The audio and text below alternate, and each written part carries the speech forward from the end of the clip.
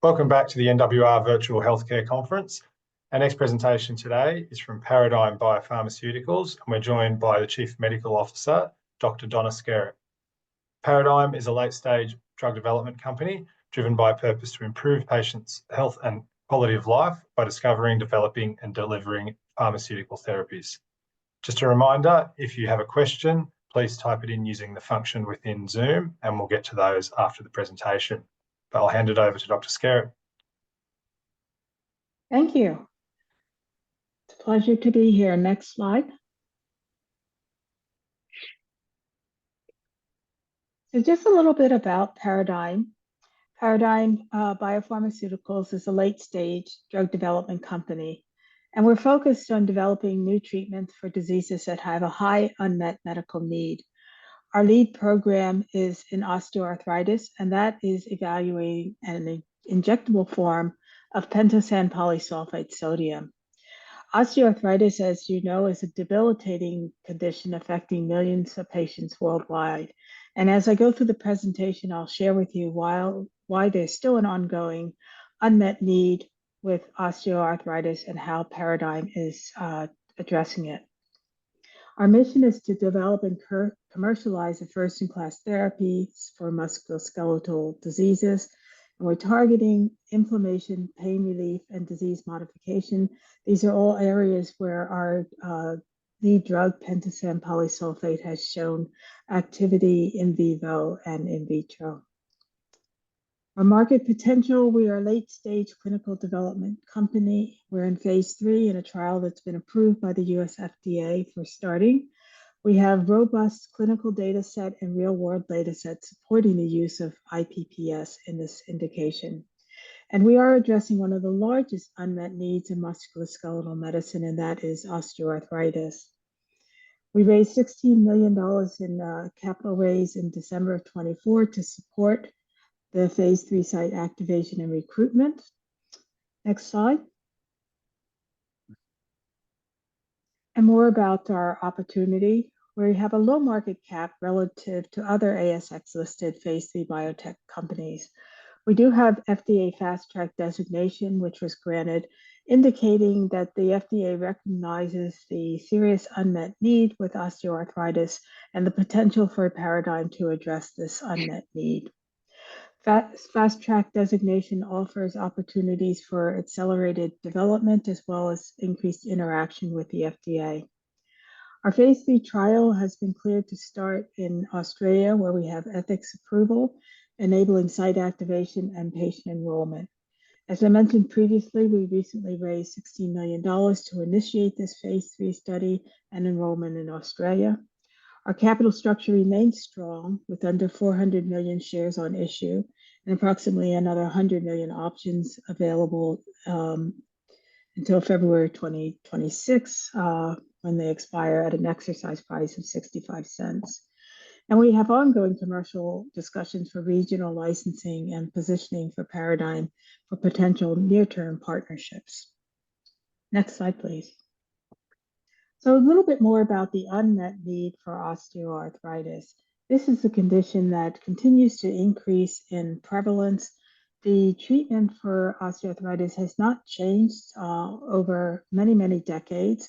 First line of therapy is always pain medication, and that's generally more effective for minor early disease. As you can see on the x-axis here of this figure, as patients progress into stage 2 and become more severe with moderate stage 3 disease, the options for therapy change. Unfortunately, current therapy includes oral analgesics, limited use of steroid injectables, and limited in terms of the amount of times per year a patient may receive these injections. And other therapies that have a high risk of adverse event without a whole lot of effect include primarily opioids, which are really discouraged in terms of the management of osteoarthritis, and then other questionable therapies that the various guidances have not strongly recommended. And then, of course, ultimately, when we see severe stage 4 disease, patients are looking at total knee replacement. So Again, not much change over the years in the way osteoarthritis is managed. It represents a high economic burden in the US alone. We're looking at over $100 billion, the cost of managing this disease. And there's a strong need for durable clinical effects, and that's really management of pain and function, as well as some developed drugs that can address the ongoing degeneration and progression of the disease. Next slide. So where are we with our development program? We've conducted phase 2 studies, and we also have some investigator-led studies that have informed us very well of the actions of PPS and osteoarthritis. Starting with the top 2 studies, Ghosh and Kumagai looked at the use of PPS in patients with mild to moderate osteoarthritis, and they were able to demonstrate pain reduction, duration of response, in one case out to almost 52 weeks in the Kumagai study, and also some indication that biomarkers of cartilage degeneration might actually be impacted by PPS therapy. Paradigm then conducted 2 phase 2 studies. You'll see 005 and 008.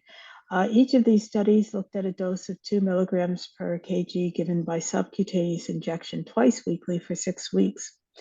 And both of these studies showed improvement in pain and function, sustained relief out to 6 months for the first study. And then the second study, which followed patients out to 12 months, showed duration of that effect out to 12 months. We were also able to demonstrate reduction in rescue pain medication use, and importantly, some very positive changes in cartilage degradation biomarkers in the synovial fluid of patients and MRI evidence of some structural improvement. And I'll go into that in further detail. Our development program also looked at some lower doses. As you can see, the first 2 studies on this slide used a slightly different regimen. So we did a thorough analysis looking at lower doses and confirmed that the minimum effective and well-tolerated dose for this program is 2 milligrams per kg twice weekly by subcutaneous injection. In addition to our clinical trials, we have real-world experience in the Australian Special Access Scheme program, where we've treated hundreds of patients, assessed their outcomes, and showed repeatedly meaningful clinical improvements in pain and mobility. Next slide. Thank you. So this is getting a little more into the clinical responses seen in the first of our 2 phase 2 studies. In this study, the dose was, as mentioned, 6 weeks of treatment, and patients followed out to 6 months. On the left side, you can see here that the pain reduction occurred very promptly after the initiation of therapy. And at the end of the 6 months assessment, patients' pain still had not returned to baseline, whereas placebo pain had returned to baseline. And on the right side, we assess function. And here again with PPS, we see onset of improvement occurring quite early in the treatment course. And then after the treatment was completed at 39 days, we continued to see improvement compared to placebo control. Again, looking out this time to 6 months, we see that the PPS treated group has not resumed back to baseline, whereas the placebo control subjects have returned to baseline. In addition to these known measures for assessing osteoarthritis pain and function, and that is the KOOS scale, a patient assessment outcome of patient global impression of change was used, where the patients just give a very straightforward assessment of how they feel at the end of treatment compared to prior to initiating treatment. And here, PGIC was significantly higher with PPS compared to the placebo control group. So again, reinforcing what we're measuring with the KOOS arthritis scale. Next slide. So the second phase 2 study evaluated patients out to a year. The treatment course was the same as previously noted. And PPS patients, again, responded very quickly after the onset of treatment. And here you see for pain on the left side and for function on the right side, we're seeing these responses duration out to a year with treatment. So our placebo patients are returning to their baseline. The PPS patients are still having some benefit from the treatment. This is very consistent with what we've heard in our SAS program as well, when patients ask around a year and a half if there's any way they can receive repeat treatment. So we were very eager here to look at patients out to 12 months and see in a controlled trial setting what the responses to pain and function were, and to see this type of duration. We also look at measures which have been determined to be a cutoff for clinically meaningful improvement in pain, and that's a cutoff of 30%. So here you can see where we're showing that at 6 months and then at a year, that the majority of PPS treated patients are still showing improvement compared to placebo, and the same for their functional improvement persisting out to 36 days, 365 days, excuse me. Next slide. Now here I want to follow up on some of the comments I've made about structural improvement and improvement in biomarkers. For the first phase 2 study, all patients had a bone marrow lesion at the time of enrollment. This is because we know that BMLs are a marker of severity of osteoarthritis. They are also an indicator for increased pain, as well as a more rapid progression to total knee replacement. And overall, in the PPS-treated cohort in this study, bone marrow lesions showed significant reduction compared to placebo controls. And this is just one patient example shown here, but these bone marrow lesions, which are subchondral and really reflect the underlying burden on bone where the cartilage is quite degraded, we see improvement here with the PPS course treatment. And on the right, we're showing some biomarkers that are all markers of the degradation of cartilage. These markers are known to go up over time, as you see in the gray. This is a natural course of osteoarthritis. It is a chronic degenerative disease. And so you will see increase in markers of cartilage degradation over time. Now, in contrast, the PPS arm shown in yellow here, we see that these markers have actually decreased over time. So we're seeing some kind of impact on the rate of degradation of cartilage, giving us some really good clues as to a mechanistic effect and something that's consistent with disease modification. Next slide. In the study 008, where we followed patients out to a year and also did assessments on their synovial fluid, we're showing here that not only do serum and urine biomarkers show consistent evidence that cartilage degradation is decreasing with PPS, but also the synovial fluid itself is showing evidence of those changes and informing us that a subcutaneous course of delivery for osteoarthritis in an index knee, and the index knee is where the fluid came from, are showing systemic as well as local effects that are consistent with reducing the rate of cartilage degradation, again suggesting disease-modifying potential. Next slide. So here in this study, we also looked at MRI evaluation. This time we looked at the MRIs at 6 months after the beginning of treatment. And we were really pleased to see here that at 6 months follow-up MRI, the radiologists were able to quantify the cartilage and to quantify changes in the cartilage over time. This is a structural response that is really in the past has been anticipated as something that would be identified much later after a treatment that actually preserves cartilage degradation. And here at 6 months, we're seeing, if you look at the blue bars, that these are all representing different regions of the cartilage, showing how they were measured over thickness, and we also looked at volume. And in contrast to the placebo, which is showing us a natural course of disease and losing cartilage over time, the PPS treated subjects are not only retaining cartilage, but we're seeing increases in cartilage thickness over the 6 months. So again, some really encouraging data in terms of the mechanism of PPS at the site of the index knee, as well as disease modifying potential. And the next slide, please.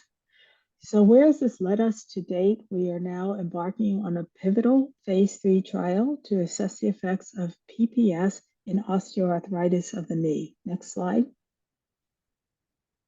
Our program is focused on patients who have moderate to severe osteoarthritic disease.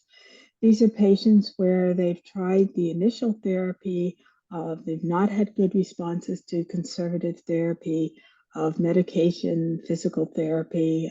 Some of them have had articular steroid injections, and their disease has continued to progress. Their pain has continued to occur.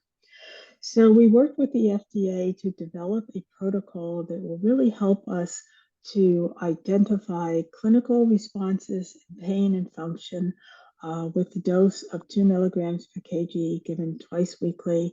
The study will evaluate 468 patients randomized 1-to-1. It will be a double-blinded placebo-controlled study. The primary endpoint is pain, and we'll assess that by change in baseline in pain, measured as the average daily pain score. Our key secondary endpoint is to look at function using the WOMAC score. And a further key secondary endpoint is the patient global impression of change. That's a patient-based outcome I shared with you earlier. Additionally, the study will look out to a year after treatment to look at pain and function assessments, medication use, structural changes by X-ray, as well as MRI. The current status of this program is that approximately 10 sites are in the process of being activated in Australia now. Once those sites are activated and enrolling, we will follow up with activation in the US, where we will expect to have a total number of about 60 sites enrolling for this phase 3 trial. Next slide. So a little more about the schematic of the study. 466 patients totaled, randomized 1-to-1, so 233 per arm. The first injection will start at day 1, and the 6-week course of treatment then ends at day 39. The primary endpoint will be assessed at 112 days. When 50% of the patients have reached 112-day outcome, we will have the DSMB conduct an interim analysis to assess for efficacy, possible early conclusion of the trial based on the pre-specified targeted effect size. And this will all be conducted by the independent DMC. The timing for this interim analysis is expected early in the calendar year of 2026. As I mentioned, we're getting sites started up in Australia now with the expectation to have enrollment in the second quarter of this calendar year in Australia. The key primary and secondary endpoints are, as I've stated, and do include clinical as well as some structural assessments with MRI and X-ray. Next slide, please. So the protocol has been designed really keeping in mind the experiences we've had to date with our phase 2 programs, independently conducted studies by Ghosh and Kumagai, and trying to develop the best primary endpoint to assess a pain response and also the duration of that pain response. So the average daily pain assessment allows patients to consistently report their pain through a diary, and this reduces the reliance of patient recall at intermittent visits, and it also reduces variability. So all this is very important for a pain endpoint in any study. Our key secondary endpoints will evaluate function. Also, we'll look at what the MRIs and X-rays identify. The WOMAC pain function, PTIC, and rescue medication measures will all be conducted very consistently with what we've shown in the prior phase 2 studies. And we'll be working very hard, as with any pain study, to mitigate the placebo response. Certainly using an average daily pain measurement is one way to mitigate against variability, and a comprehensive program with educating and training the healthcare staff will also be in place. The protocol itself has gone through a very detailed review by the FDA. We've received a lot of feedback on this protocol and have incorporated that into the protocol design to ensure that it's compliant, meets the expectations of the FDA for a phase 3 protocol being conducted for a registration program. Next slide. So just a couple of catalysts coming up and news flow items.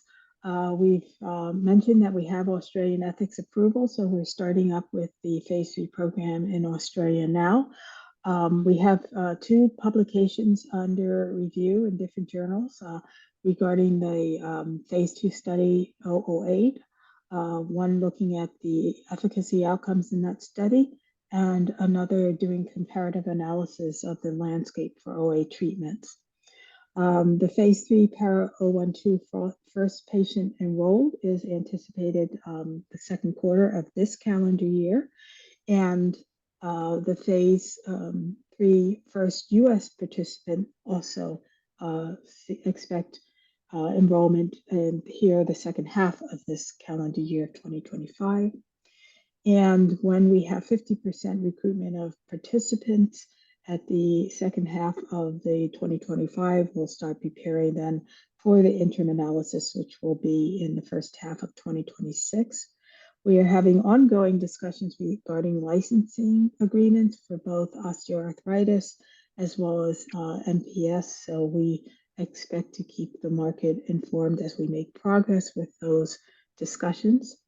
And in terms of this phase 3 study completing 100% recruitment, that is forecast for the first half of the 2026 year. So I hope this provides a overall view of where we are with the phase 3 program and how we designed this program to really incorporate all of our learnings from earlier programs, as well as some very detailed regulatory feedback.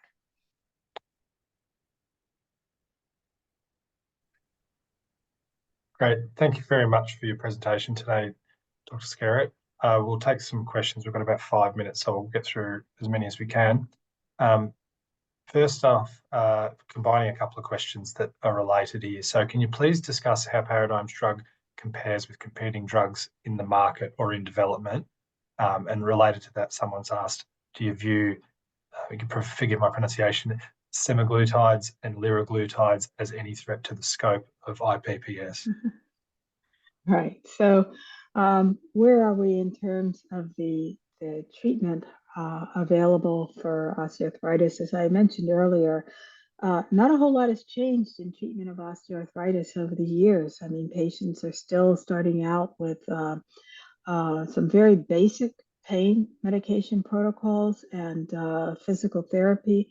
As you can imagine, early on, this may offer some relief, but as this disease continues to progress, the amount of degeneration of the cartilage ultimately leads to pain that's not readily managed with non-steroidals and paracetamol. And that's where intra-articular steroid injections may be used. There are various protocols at centers regarding drugs like HA and platelet-rich plasma, but none of these are considered recommended by most of the osteoarthritis guidances. So it does leave a very real gap in terms of what we do with moderate to severe osteoarthritis that's no longer responding to the basic oral pain medication. And that's where the data on PPS are especially meaningful, because not only do we see that rapid onset of response even before the full 6 weeks of treatment is complete, our curves are separating out between the placebo and the PPS treated patients. But as you can see, out to a year, patients are still benefiting from pain and functional assessments, as well as the PGIC from that single course of treatment. So if you ask me where this stacks up against other drugs, I will say the rapid onset of response and the duration of this effect.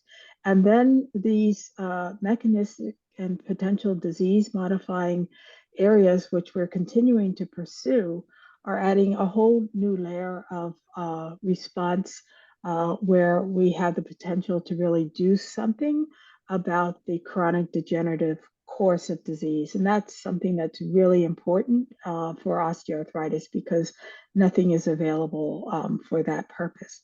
Now, in terms of some of the new agents that um, might impact osteoarthritis by their effects on weight reduction, certainly obesity is something that is associated with a number of inflammatory and degenerative conditions, and osteoarthritis is one of them.